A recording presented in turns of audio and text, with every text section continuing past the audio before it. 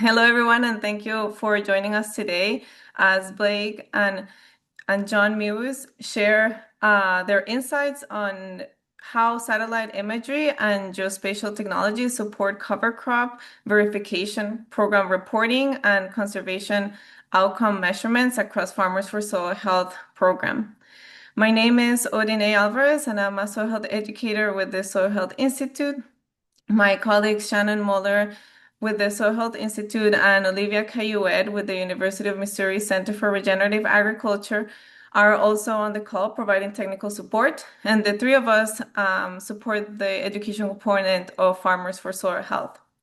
The purpose of today's webinar is to highlight how remote sensing tools are being used to improve the efficiency, accuracy, and scalability of cover crop verification and reporting, while also supporting producers who are implementing soil health practices. Today's webinar is supported by Farmers for Soil Health, or FSH. The initiative is one of many USDA-funded Advancing Markets for Producers projects. FSH is a collaborative initiative of commodity organizations, includes the United Soybean Board, the National Corn Growers Association, and the National Pork Board, with a goal to increase cover crop adoption. This specific project provides an incentive to farmers who are new to planting cover crops or who have been planting cover crops for many years. State-level commodity organizations and conservation professionals work across 20 states, stretching from the Dakotas to the East Coast to provide local technical assistance and outreach programming. Farmers for Soil Health also offers a wide range of educational resources and tools to support your cover crop journey. And to explore these resources and learn more about the initiative, please visit farmersforsoilhealth.com, and that will be shared in the chat. Lastly, a few housekeeping items for today's webinar. This presentation is being recorded and an email will be sent with a link to the recording, which will be posted on the University of Missouri Center for Regenerative Agriculture YouTube channel. And we will end with a Q&A moderated by Olivia. As questions come up, please enter them in the Q&A box. And if you experience any technical issues, please use the chat to message the webinar co-host and we will work with you. If you would like to enable captions, click the three dots on your toolbar and select captions. And finally, please stay until the end for information on the Certified Crop Advisor Continuing Education units available for attending this webinar. With that, I'm excited to welcome our speakers, Blake and John. I'll let you both introduce yourselves and take it away. Hey everyone, good to see you all. I'm Blake Sullivan and I'm with DTN. Just a little bit of background. DTN is the technology provider for the Farmers for Soil Health project.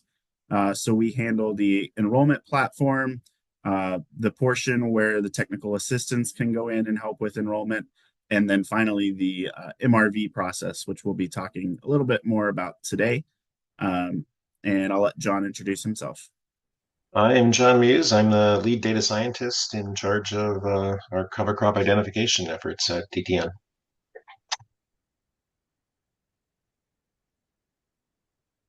Awesome. So we'll talk a little bit about how DTN kind of is involved with the Farmers for Soil Health project and why it's important that we're trying to build out scalable reporting and verification solutions here. So obviously we've got a very broad reach with this program. There's 20 participating states, and we're trying to pay out on as many acres as possible with as much of the funding going to farmers as possible. So really we want to make sure that we're able to scale this program and be really efficient with how we're supporting that. Nobody can drive to hundreds of thousands of acres, so having a nationwide measurement, reporting, and verification system lets us to continue to scale the program. We've grown quite a bit over the first couple of years, so I'm really excited to kind of utilize these tools to keep expanding.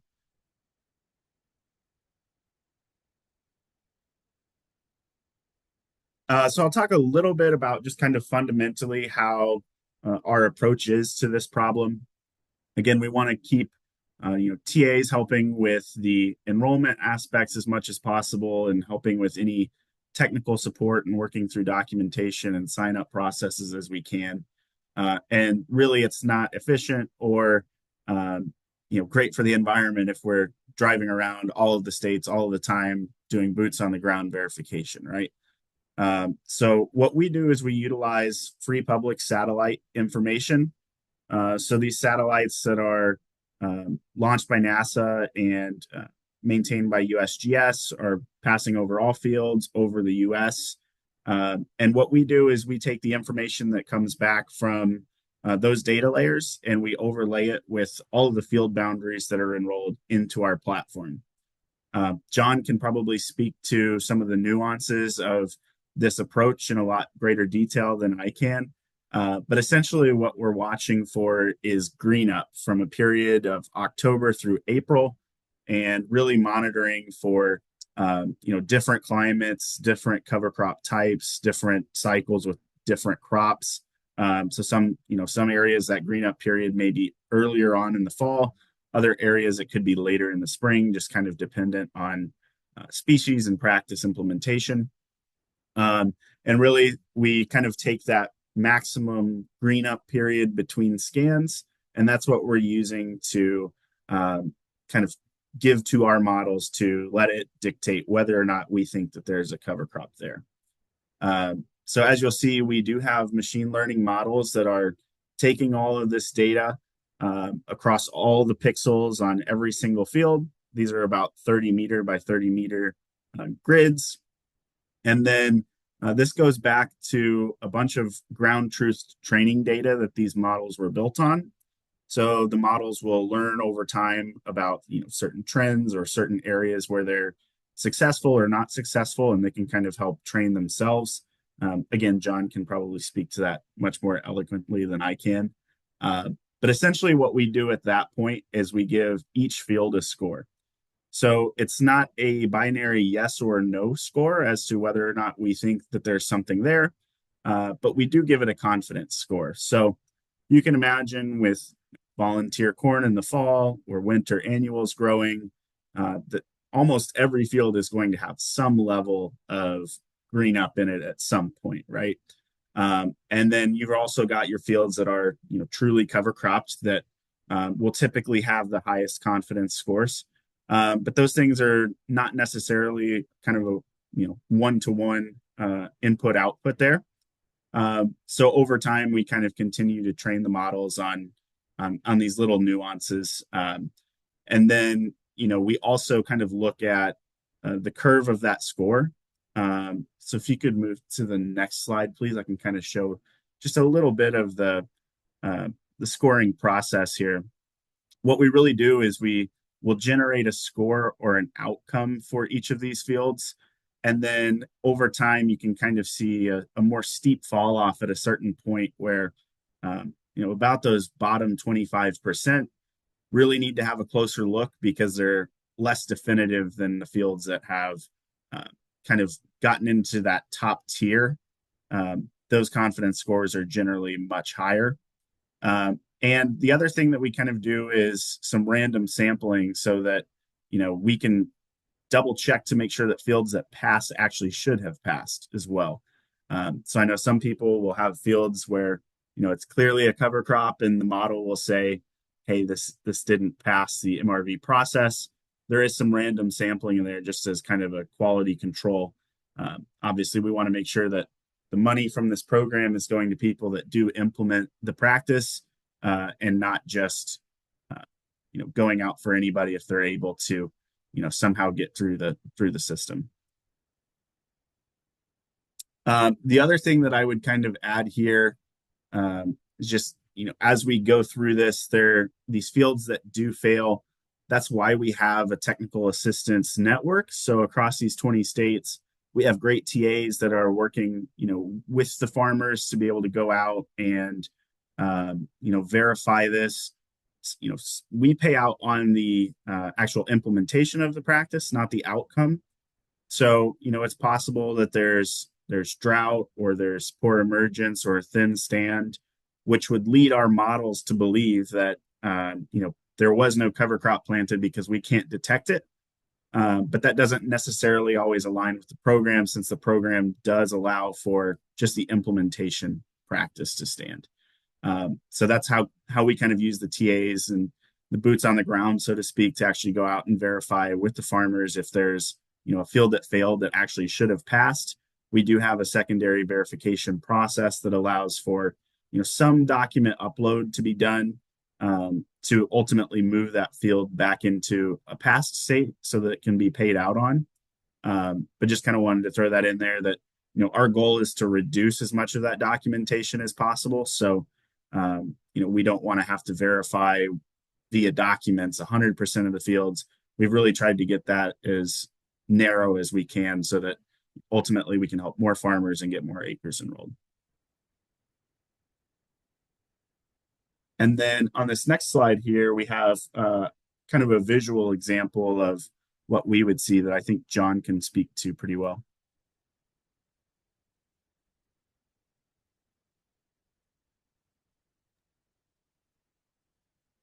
Yeah, sorry. Give me a second to find the button there. Yeah, so this is just an example of what Blake's been talking about when after we take the satellite data and filter out all the clouds, we generally have a revisit period that is actually well under 2 weeks for any particular spot on Earth. And what we'll do is we'll look at dates throughout the fall and or the spring and use different models that have been trained on different data sets and using different machine learning algorithms to try to identify which pixels appear, how likely they appear to be in terms of hosting a cover crop. And when you ensemble all of those model outputs together, so for any given pixel here, we actually, I think, running 7 different models at this point in time.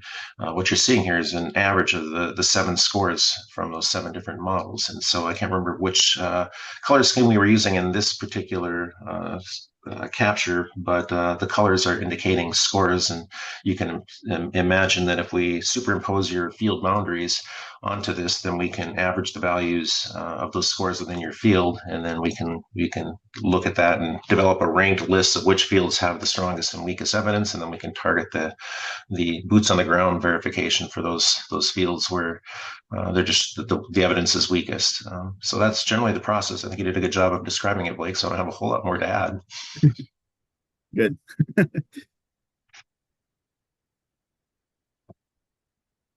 Yeah, so just kind of lastly, I touched on this a little bit before, but really when we were developing the program, the one thing that was apparent to us is, this needs to scale. It needs to be efficient for farmers. It needs to be efficient for our program. How do we do that? And a lot of these other programs are, very document intensive on verifying some of these practices and require people out in your fields, constantly monitoring some of that. So that was really important to us as a program. And it's definitely not perfect. Like we showed on that slide before, there's going to be about 25% of fields that kind of fall below that threshold. But really the goal here is to limit the amount of boots on the ground that we're actually going into fields and verifying things, hopefully making it easier on farmers that there's a little bit less documentation burden, and then also making it easier on our TAs to be able to assist more farmers in the program and get more acres enrolled. So we're really hopeful that the benefit there is that we actually get more of the practices that we're trying to implement actually implemented. And so just kind of the last call out there is, at the bottom of this slide, you can see kind of what that secondary verification process looks like. So within our enrollment platform, there's essentially on every field the ability to upload any documentation that's needed. So if you have fields that have failed within your enrollment, being able to use an FSA 578, seed receipts, application invoices, photos, or as applied maps. You can upload any of that, and then the TAs can review that. Also helps the TA then not have to travel to the field to look for that. Our TAs are great. They will travel and do that as needed, but this helps them be a little bit more efficient as well. And then lastly, just kind of wanted to give a little bit of a plug for the program again as well. we've had a lot of great interaction so far with the program. We're kind of coming up to the end of the enrollment window for this year, for August 31st. Um, so really just, I guess Olivia and the team can probably speak to this a little bit, but if you have questions, make sure you're reaching out to somebody that's kind of in your state network. There's a great directory of people across all the 20 states that can help with answering more technical questions about practice implementation and things like that. And really then we kind of just handle the rest from there. So we've really tried to make the burden on the farmers a little bit less this year in terms of the actual enrollment process. And the TAs are doing a really good job of helping out there.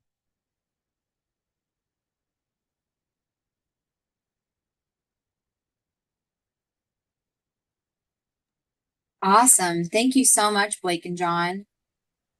Really appreciate you all giving us insight into what that process looks like for the remote verification. Now we've got plenty of time for questions. I know we've got farmers on the call, we've got conservation professionals, agri business individuals, researchers. So if you have questions, encourage you to drop those in the Q&A as this might apply to your interests. One question that we did receive, this individual shared that they see satellite growth imagery from climate field view. They have many times the image view is distorted by cloud shadows or cloud cover that their system does not detect. And they're curious how you all account for that in this project. Yeah, cloud cover is filtered out of the satellite scenes beforehand, and then we have to process. Well, so there are QC data that come along with the satellite data that indicate, help us identify which pixels are contaminated by cloud cover, and then we have layers on top of that we also add to further filter those down.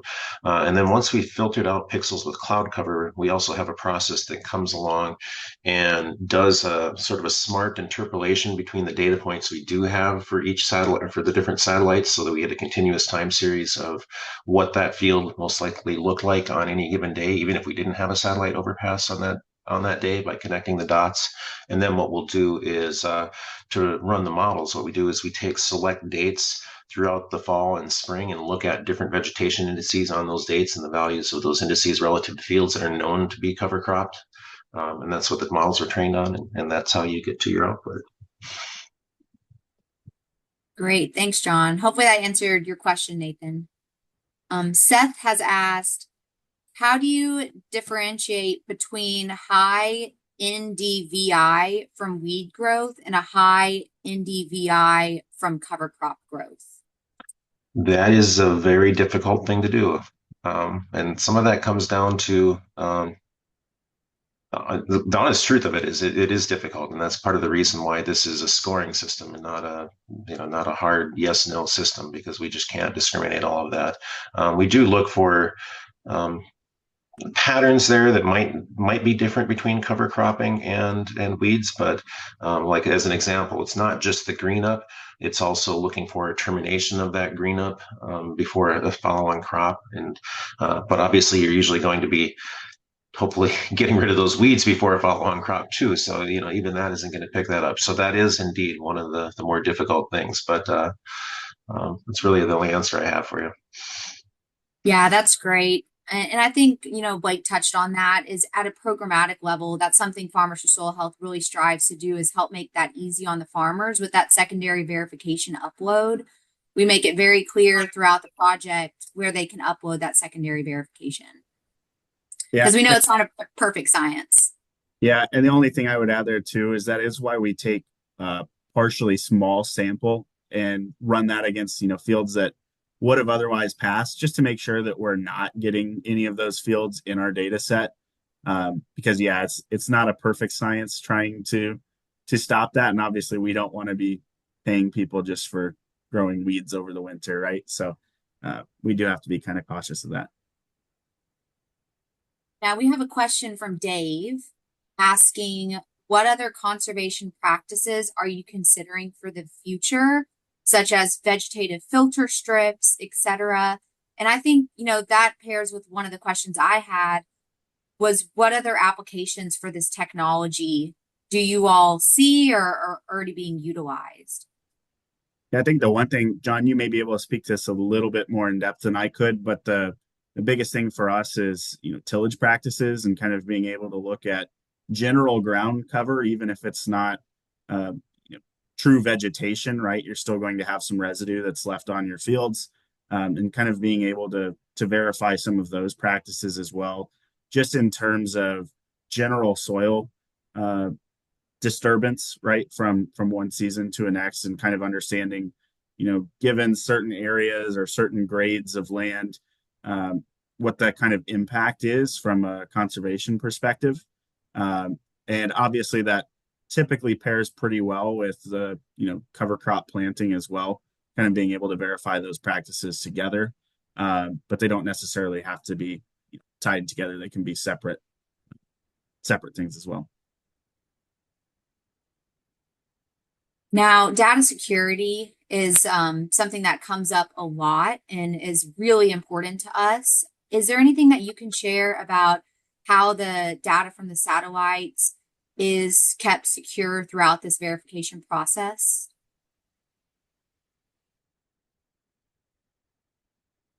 Well, we keep all of our data secure within the company, and we retrieve those data directly from their source and presume that the source is also protecting their data. There's really not much more I can probably offer on that, other than it would be a very difficult data set for anybody to try to mess with, to try to alter the data. There's a lot of, it's a huge data set and a lot of different indices and normal relationships between those indices, where if somebody tried to come in and fake something, it would be very hard for them to do that in a way that actually looked realistic. The only thing I would add there is just, this data is being captured at a global scale, really, but for our sake, it's being captured across all of those 20 states, and it's not necessarily discriminating on what field boundaries we have enrolled or who has enrolled, right? It's capturing all of the information, and then we go back after the fact and apply what we know as being enrolled in our program. So that basically allows us to, maintain the data privacy and security of our farmers that are enrolled, the boundaries that they've enrolled, the practices that they've done on those fields, and then apply it with that data set on top of it, versus having to send that data out to any third parties, which is kind of nice. We bring the data in and then make that decisioning ourselves. Yeah, that's a great point. Appreciate you both touching on that. And that is very unique that we're fortunate to have DTN support from the enrollment process, starting out all the way through to verification. And that aligns with Andy's question, wondering if we're able to share how many acres of cover crops we have enrolled. I don't have those enrollment numbers on hand, but I'm wondering if you all have a general sense for what we've previously enrolled and then what we're at for this current enrollment period. I should have pulled the exact numbers before this. I should have thought to do that. I think in the past we were at about 250,000 across the first two program years. This year we're sitting at about that number for new enrollments. I honestly haven't checked in a week, but I know we were just over 200,000 about a week ago. So assuming that the trend has continued, that would put us total at about 500,000 acres. And then we've still got here 6 or 7 weeks left to go for the enrollment window here. Awesome. Very exciting. We've got a question from Fred. Can any interference in the scoring process result if a map unit extends into forested area or other types of non-cropland, such as an urban area? Can you repeat the question for me? Yes, I can. I can maybe translate it a little bit too, John. So imagine you have a 40-acre field with 20 acres of cropland and 20 acres of timber, or real estate development or something like that. How do the models take that into account? Uh, well, so we're looking within the planted area, the bounds of the area you gave us, but still, it's certainly possible when you have pixels that are spanning 30 meters that you could be adjacent to something that has completely different vegetative characteristics than what's actually in your field, and that signal certainly could contaminate, the pixels that we think are in your field. So we do use some more robust um, metrics than just the field mean. We use some metrics that are trying to look for outliers and disinclude them from the field scoring value, especially along the perimeters of fields to try to eliminate the effects of ditches or adjacent vegetation, things like that. So we're trying to find the core of your field and find the value there, if you will. That can get a little tricky on small fields. There aren't that many pixels oftentimes, and so you can't be too aggressive throwing stuff out because then you're left with no answer. But we do try to account for it. Hopefully that answered your question, Fred. And, we've already touched on the fact that this isn't a perfect science. Curious what you all have seen as current limitations on remote sensing for verifying conservation practices. We've got a lot of people on the call that work in the conservation space. So just curious, kind of what you've seen as potential challenges. Yeah, I mean, John, feel free to add to the list. Honestly, all the questions that were asked were really those main things, right? It's going to be cloud cover for, a good portion or a good portion of fields at least. It may not be the whole field, but you're going to get some distortion there. You may have issues with up north where John's at, you may have snowpack for a lot of the year. You may have a lot of other field cover where, if your cover crop is staying really low and not really emerging through some of that residue, like that can kind of limit what we're picking up as well. So all those kind of things will lead into it. Obviously, there's I think the two biggest limiting factors would be one, you have poor emergence or you have drought or something like that, where we're just never realistically going to detect something that's not there. And then you have the flip side of that, which was brought up with things like winter annuals and volunteer corn and stuff like that that comes up after harvest. And we're trying to verify whether that's truly a cover crop that's being established or if that's some other growth in the field. So I would say those are kind of the biggest things that we see most often, at least. I don't know if there's anything you would add to that, John, but Oh, yeah, you pretty much nailed it. Yeah, and then the opposite side of that is where do you see this technology evolving and what improvements do you think we can expect in the next few years? Yeah, that's a tricky question. There is an efforts underway to try to get more training data for developing models for identifying cover crops rounded up. That is one of the difficulties in trying to do cover crop identification is finding confirmed training data sets where this field was cover crop and you also know this other field wasn't cover crop to be able to distinguish between them. And it's been a burden and made one of the things that made this difficult and will continue to make this difficult. But there are plenty of people thinking about that problem and how we can correct that. And that would be where I would expect the most benefits to be coming from.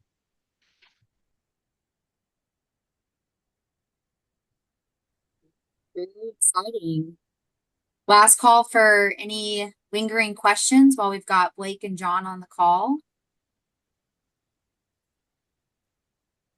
If not, I guess a final remark would be, I don't know the history of DTN if you all have done remote verification prior to Farmers for Soil Health, but if this is the first time you've worked on remote sensing, remote verification for cover crops, what's something that you've learned throughout, the first several years of this project doing this work?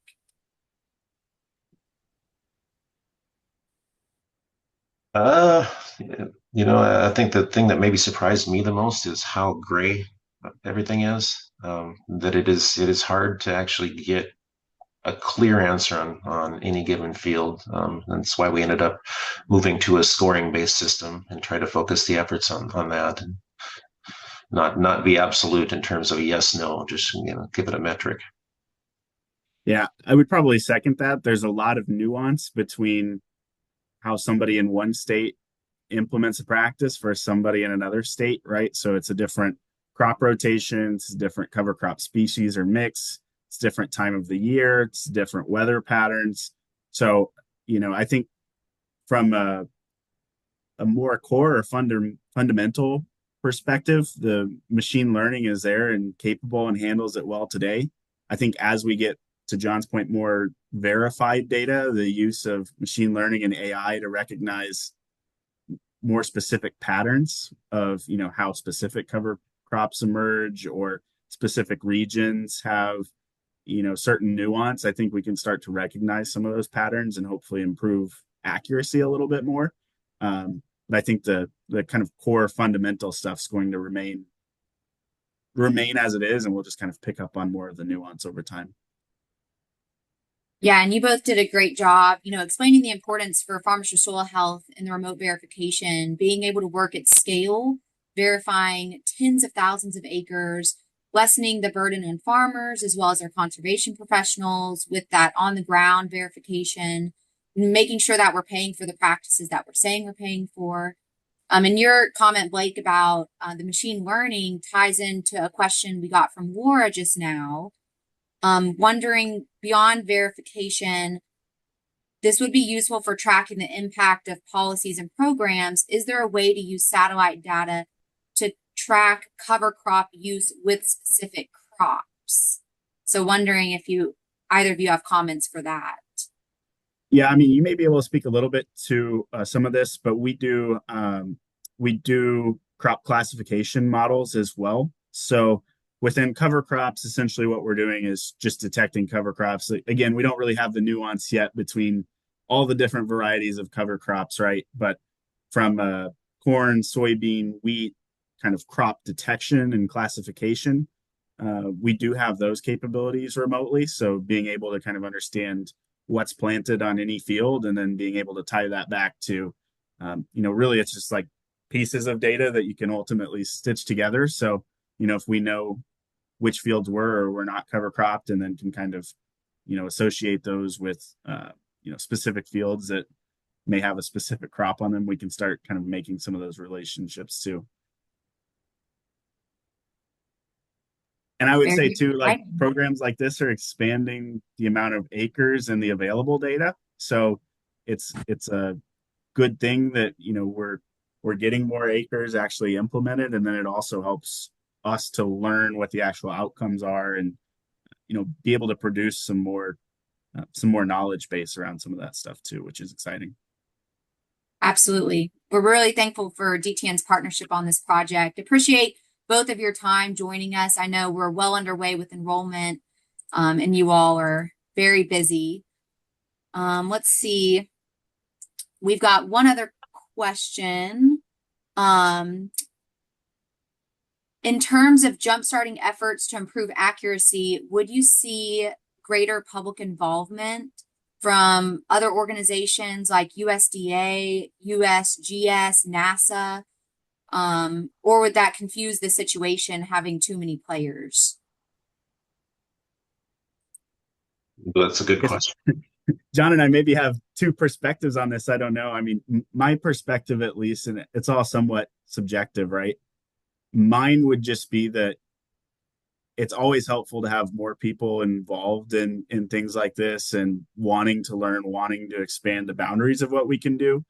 I would say the only call out or caution that I would have is, today a lot of the data collection can have its own errors or its own issues with the processes they use from, just kind of legacy manual processes. So as you're incorporating that into machine learning and AI, if you don't have really solid foundational data going into that, you can create more issues than you solve.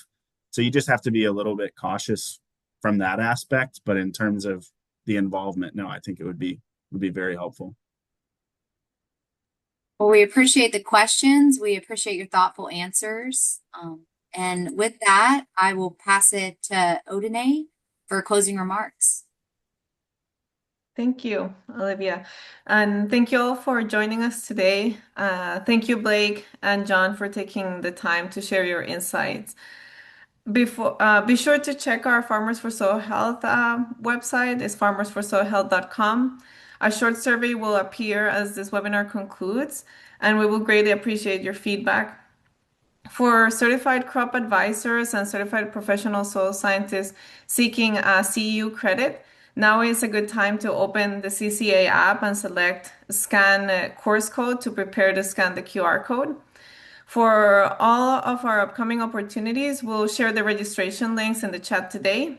If you miss them, don't worry. The follow-up email sent to you next week will include the information to get registered as well with we'll include a webinar recording and all upcoming opportunities and additional resources. We also have another webinar coming up on July 21st at 9 a.m. Central. It will feature Hans Smith with the Indiana Agriculture Nutrient Alliance, along with producer Woody Nichols, who will share his experience with conservation adoption and integrating cover crops, livestock, and row crops. Looking ahead to August, if we can go to the next slide, thank you. We're partnering with One Good Idea Shop Talks to host this summer's Good Idea Shop Talks. During these virtual meetups, you will hear challenges that fellow farmers are facing, as well as how other farmers have overcome them. Then in August 26th, we're excited to host a farmer-to-farmer discussion with Steve Kraszewski of Maryland and Monty Bodens of Illinois as they share lessons they've learned since implementing cover crops on their operations. And to continue with today's discussion on remote sensing with DTN, be sure to check out the Grow Down on Soil Health podcast episode featuring Blake Sullivan, dropping on all major podcast platforms on July 27th, so by the end of this month. If you'd like to start listening now, you can also explore all the 19 existing episodes there. Please keep an eye out for the follow-up email with the webinar recording, links to register for our upcoming opportunities and additional resources. And if you have further questions, feel free to reach out to the contact information on the next slide, I believe. Do we have it there? There we go. There's the information that you can reach out to us. And finally, for those seeking CCA credits, you can scan the QR code now using the CCA app or email Shannon using the contact information that is going to be provided in the chat.